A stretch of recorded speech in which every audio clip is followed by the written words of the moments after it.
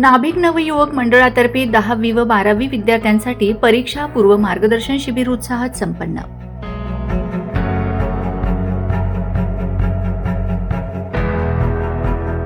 शैक्षणिकदृष्ट्या समाज सक्षम करणे हाच आमचा संकल्प. या प्रेरणादायी विचारातून नवापूर नाभिक समाजातील इयत्ता 10वी व 12वीच्या विद्यार्थ्यांसाठी परीक्षा पूर्व मार्गदर्शन शिबिराचे आयोजन नाभिक नवयुवक मंडळाच्या वतीने करण्यात आले. या शिबिराची संकल्पना समाजाचे संचालक गोविंद मोरे तसेच नवयुवक मंडळाचे अध्यक्ष चेतन महाले यांची असून कार्यक्रम गांधी वाचनालय नवापूर येथे उत्साहात पार पडला. या मार्गदर्शन शिबिरात विद्यार्थ्यांना अभ्यासाचे योग्य नियोजन, परीक्षेची तयारी कशी करावी, वेळेचे व्यवस्थापन, ताणतणाव व परीक्षेची भीती कशी दूर करावी, तसेच यशस्वी होण्यासाठी आवश्यक शिस्त व आत्मविश्वास याबाबत सखोल मार्गदर्शन करण्यात आले.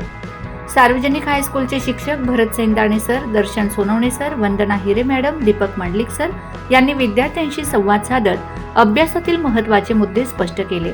तसेच प्रश्न उत्तर सत्रातून विद्यार्थ्यांच्या शंकांचे निरसन केले. कार्यक्रमाची सुरुवात श्री संत सेना महाराज व विद्येची देवी सरस्वती यांच्या प्रतिमेचे पूजन करून करण्यात आले. यावेळी समाजाचे अध्यक्ष सुधीर निकम, उपाध्यक्ष मुकेश मारुडे तसेच संचालक अशोक सेंदाणे, प्रकाश सेंदाणे, संजय सोनवणे, संदीप हिरे, संजय शिंदे, श्रीकांत मोरे, रवी सोनवणे, उमेश चित्ते, संदीप सूर्यवंशी, भरत सोनवणे आदी समाज बांधव मोठ्या संख्येने उपस्थित होते. कार्यक्रमाचे प्रास्ताविक व सूत्रसंचालन संचालक मनोज बोरसे यांनी केले तर आभार प्रदर्शन अध्यक्ष सुधीर निकम यांनी मानले. या मार्गदर्शन शिबिरामुळे विद्यार्थ्यांमध्ये नवचैतन्य निर्माण झाले असून आगामी परीक्षेसाठी त्यांना योग्य दिशा मिळाल्याचे पालक व समाज बांधवांनी समाधान व्यक्त केले. मी गर्व नाही करत, पण मी करू शकते हे प्रत्येकामध्ये असलं पाहिजे की मी काहीतरी करू शकते. आणि आपल्या आई वडिलांचं आपण आज आपले आई किंवा वडील आपण दिवाळी आहोत त्याच्यावर आपल्याला शिकवतात आणि बघा फक्त इंजिनिअरिंग किंवा फक्त डॉक्टर की एवढी मेहनत मला फक्त पास व्हायचं एकदम इझी आहे. आता कृती पत्रिकेनुसार एकदम इझी मार्कने तुम्ही पास होऊ शकता. आमच्या वेळेस तरी सगळे प्रश्न उत्तर आता तुम्हाला तिथं पॅरेग्राफ दिलं होतं, त्याला ओपन टेक्स्ट बुक म्हटले जातं. तर तशा प्रकारे तुम्ही सहज त्या ठिकाणी 40 ते 50 मार्क सहज कमवू शकता. कंटेंट करा, व्याकरण करा, थोडंसं व्याकरण. जेव्हा आपण काही ना करतो तेव्हा प्रेशर निर्माण होतो. जेव्हा वर्षभर अभ्यास करून आपण सारे अभ्यास पॅटर्न केल्यानंतर प्रेशर येण्याची गोष्ट आहे, पण ती एक थोड्या वेळेस आहे. कारण जेव्हा आपण तो प्रश्न बघू तेव्हा आपल्याला कळेल का हा आपण कुठे ना कुठेतरी अभ्यासला आहे. कळलं आपण का असतो का न अभ्यास करता न रिव्हिजन. लक्षात आलं का 16-17 पेज नाही, 16व आणि 17व पेज त्या आन्सर शीटमध्ये नाही, असं 20 पेजची ती आन्सर शीट असते. आता जेव्हा हे सरांना कळलं तेव्हा त्या संबंधित वर्ग शिक्षकावर कार्यवाही झाली. कारण सगळ्यात आधी आपल्याला चेक करायला होता का पूर्ण 20 पेज ते आहे का नाही. सगळ्यात आपलं हॉल तिकीटचं रीडिंग तुम्ही केलं असेल, तिथे संपूर्ण माहिती हॉल तिकीटवर आहे, बरोबर.